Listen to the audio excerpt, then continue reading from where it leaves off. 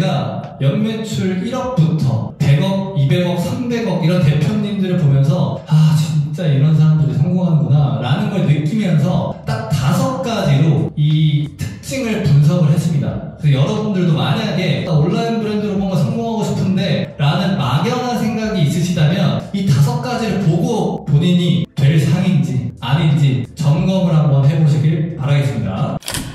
여러분 안녕하십니까, 진대표입니다. 오늘 주제는 온라인 브랜드로 성공할 사람들의 특징입니다. 첫 번째는요, 제품 하나로 승부 볼 자신이 있는 사람입니다. 이 온라인 시장에서 여러분 잘못 통용되는 내용들이 있어요. 상품 등록을 여러 개 해야 된다, 상품이 많으면 많을수록 좋다. 언뜻 보면은 상식적으로는 맞는 얘기거든요. 왜냐면 제가 유튜브에도 말씀드렸듯이 효자 상품에 대한 비율은 정해져 있어요. 80%, 20%. 이 중에서 20%의 제품이 사실 80%의 매출을 담당하는 것처럼 효자 상품은 10개 중에 2개입니다. 자, 그러면 여러분들이 결론적으로 2개를 만나려면 어떻게 해야겠어요? 당연히 10개는 만들어야겠죠. 자, 그런데 이 10개를 만들어야 된다고 했을 때 착각하는 게 뭐냐면 이 10개를 되게 빠른 기간 안에 런칭해야 돼 라는 측면이 아닙니다. 그게 아니라 여러분들이 기본적으로 제품 하나로 승부 볼 수 있다는 자신감, 이 자신감이 있다는 건 뭘 의미하냐면 나 하나의 제품에 대해서 제대로 분석해볼 만한 마인드셋이 돼 있어 라는 이 태도를 의미합니다. 근데 이 태도를 가지고 있는 사람은 어떻게 행동을 하냐면 이 제품 하나를 띄우기 위해서 온갖 가지 조사를 합니다. 키워드 분석부터 시작해서 경쟁사든 제조사의 모든 연락을 해보는 작업이든 고객 리뷰를 다 읽어보는 거든 리뷰 중에서도 악성 리뷰 읽어보고요, 고객 설문지도 해보고요. 이 과정을 다 거칠 거예요. 왜냐면 이 하나를 띄워야 되겠다는 마인드가 있으니까요. 자, 그러면 이 분은 이 모든 과정을 거친다고 성공을 할 수 있을까요? 사실 그렇진 않습니다. 왜냐면 이렇게 하더라도 터지지 않는 아이템이 있어요. 근데 제가 여기서 강조하고 싶은 건 뭐냐면 이 과정에서 이 사람은 이 마인드를 가지게 될 거라고요. 어떤 제품을 제대로 만들기 위해서 이 마인드, 사실은 이게 핵심입니다. 그리고 처음에는 이 과정이 6개월이 걸릴 수 있고 1년이 걸릴 수 있고 누군 3년이 걸릴 수 있어요. 그런데 두 번째, 그러니까 첫 번째 할 때는 1년이 걸렸다고 가정해볼게요. 자, 두 번째 10개월 정도 단축이 됩니다. 자, 세 번째부터는 이게 드라마틱하게 3개월로 줄어들고, 자, 4, 5번째부터는 1개월 안으로도 이 제품을 제대로 만들 수 있는 전략을 도출할 수 있다는 거죠. 자, 그런데 사람들은 이것만 보는 것 같아요. 이 첫 번째, 그러니까 처음 하는데 이거 1, 2주 만에 안 되나? 유튜브에서 강조드리듯이 욕심입니다. 욕심. 그래서 내가 만약에 제품 하나를 이렇게 제대로 분석해서 승부를 자신감이 있다라고 하면은 지금 당장 시작하셔도 됩니다. 그런 분들은 꽤나 6개월, 1년 지났을 때 매출이 어느 정도 잡혀있을 가능성이 높습니다. 두 번째는요, 특정 분야에 대해서 내가 질문을 많이 받는지를 여러분 한번 살펴볼 필요가 있어요. 제가 요즘에 AI 공부를 많이 하고 얼마 전에 이제 친구들이랑 개 여행을 다녀왔습니다. 그래서 막 얘기를 했어요. 이런 거 너 해보고 너도 이렇게 해보고 너 블로그 이렇게 써보고 다 이렇게 얘기를 했어요. 그 안에서 친구들 중에는 AI를 적극적으로 하는 사람이 한 명도 없더라고요. 근데 제가 그렇게 얘기해놓고 나니까 친구들이 막 연락을 해요. 야, 이거는 이렇게 해야 되는 거야? 이거는 이렇게 해야 되는 거야? 이거는 이렇게 해야 되는 거야? 그러면 저는 이 분야에 대해서 다른 사람들보다는 그래도 적어도 제 친구들보다는 할 줄 아는 사람이 된 거잖아요. 만약에 여러분들한테 이런 분야가 생기고 있다, 혹은 이미 생겼고 나한테 어떤 질문을 많이 한다, 예를 들면 어떤 여성분은 내가 진짜 화장품 살 때 깐깐한 사람이야, 성분에 특히. 왜냐면 나 실제로 제품 쓰다가 피부도 뒤집어보고 막 잘 안 맞는 거 써가지고 막 피부과에서 막 몇백만 원 써보고 이런 사람이야. 근데 그 와중에 나한테 맞는 거를 찾아냈어. 이런 페르소나가 있는 사람이에요. 그래서 사람들이 막 물어봐요. 화장품 살 때 나 건성인데 이거 괜찮아? 지성인데 이거 괜찮아?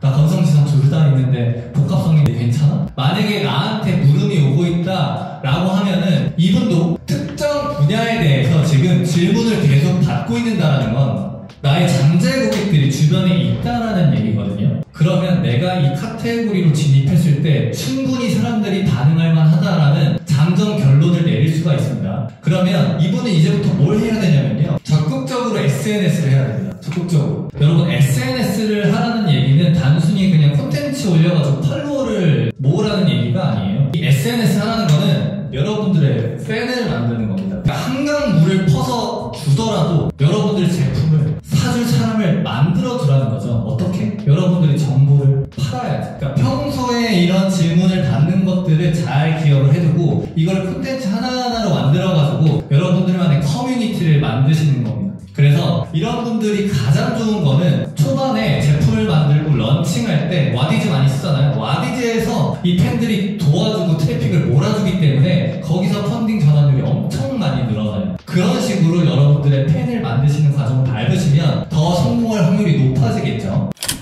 자, 세 번째는요. 두 번째 설명드렸던 거의 연장선인데요. 이 SNS를 하실 때 3,000명 이상의 팬들을 모았냐의 기준입니다. 왜 이게 3,000명이냐면요. SNS, 인스타그램 팔로워 모으는 강의들을 보면 몇 개월 만에 1만, 2만, 3만 뭐 이런 강의들이 엄청 많잖아요. 물론 10,000명, 20,000명, 30,000명 되는 것도 좋겠죠. 그런데 가장 중요한 거는요. 이 3,000명 고객의 품질입니다. 품질. 여러분들한테 진짜 관심 있는 사람들이 모여야지 그게 의미가 있는 거예요. 근데 만약에 내가 나한테 진짜 관심 있는 3,000명이 모였다라고 했을 때 이 사람이 왜 온라인 브랜드 성공 가능성이 높냐면 로직이 똑같기 때문입니다. 이 팬을 모으는 로직. 여러분들이 제품을 만든다고 칠게요. 그러면 이 제품에 반응할 만한 사람들을 모으려고 여러분들이 콘텐츠를 만들어야겠죠. 그런데 이 3,000명에 대한 품질 높은 고객을 이렇게 모아본 사람들은 로직이라는 게 잡혀있어요. 이 로직은 뭐냐면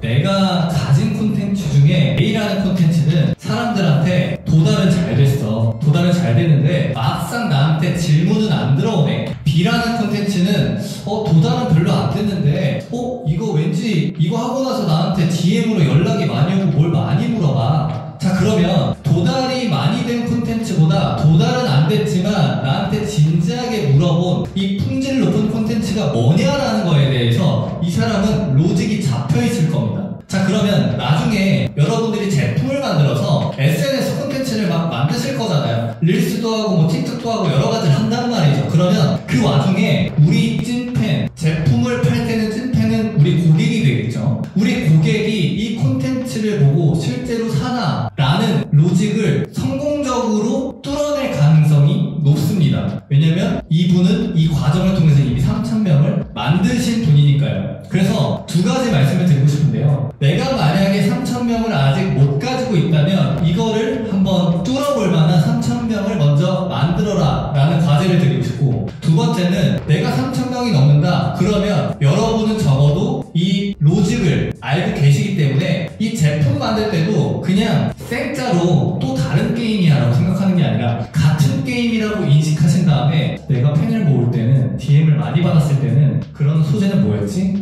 이런 결의 소재였구나. 같은 사고 과정으로 제품을 할 때도 적용해 봐야겠다라고 생각해 주시면 성공 확률이 올라가고 실패 확률은 줄일 수 있다는 거죠. 자, 네 번째는요. 경쟁사 분석인데 이걸 어느 단위로 한 사람이냐면 흥신소처럼 하시는 사람. 흥신소. 재밌는 게 저희 코칭 프로그램 회원님 중에 엄청 경쟁사를 섬세하게 조사하시는 대표님이 계세요. 이 영상을 보고 계실 수도 있겠지만 이 대표님은 어느 정도로 하냐면 대표자가 누군지부터 시작해가지고 얼마를 팔고 있고 여긴 어느 제품이 메인 제품이고 압승 리뷰가 뭐라고 달리고 제품별로 키워드 검색량은 어떻고 판매 채널은 어디가 지금 제일 많이 팔리고 이런 것들을 샅샅이 조사해요. 자, 그러면 이렇게 어느 경쟁사를 흥신소처럼 조사할 수 있는 사람은 전 유튜브에서도 보셨다시피 리스크를 낮추실 수 있는 분이에요. 이 경쟁사 분석을 하실 수 있는 분이에요. 근데 여러분들이 많이 들어보셨을 거예요. 당연히 제품 만들 때 경쟁사 분석은 당연히 하는 거지라고 하는데 실상 까보잖아요. 제대로 하는 것들이 많이 없어요. 그러니까 이렇게 독하게 하는 분들이 없단 말이에요. 그렇기 때문에 경쟁사 분석 이거를 단순히 상세 페이지 분석 이런 게 아닙니다.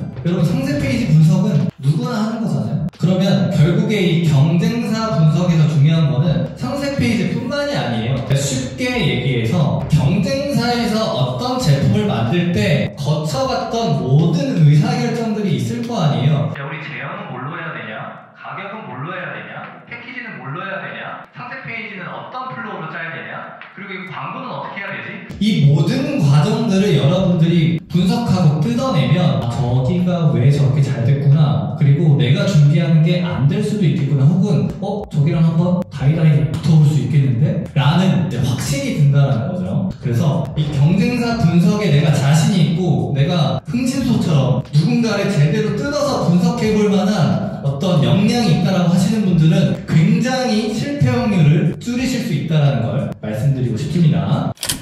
자, 여러분, 5번째는 뭐냐면 진짜 내 사람한테 물건 팔아본 경험이에요. 진짜 내 사람. 이 진짜 내 사람의 기준은 10년치기. 적당하겠네요. 10년치기.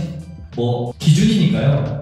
나는 2년만 만났는데 너무 깊다, 이것도 부합은 하지만 기본적으로 내가 10년직인 사람한테 물건을 팔아봤냐라는 거예요. 이게 왜 중요하냐면요, 여러분들이 만약에 온라인 제품을 만들고 사업한다라고 했을 때 분명히 주변에서 알고 있을 거예요. 왜냐면 여러분들이 말했으니까. 나 이거 할 거야, 나 이걸로 돈 많이 벌 거야 라고 말했으니까 주변에서는 안단 말이죠. 그래서 여러분들이 어떤 제품을 제안했을 때 가장 친한 사람들은 구매를 안 할 가능성이 높습니다.